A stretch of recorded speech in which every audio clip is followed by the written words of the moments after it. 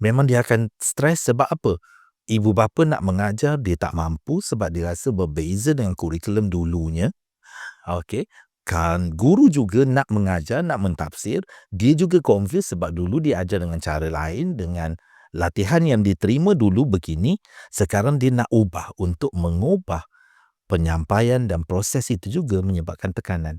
Akhirnya murid ini akan tekanan dan okey, last sekali cikgu akan cakap mudah je. Tak apa, kita nanti TP5 untuk semester ni, nanti hujung semester kita bagi TP6.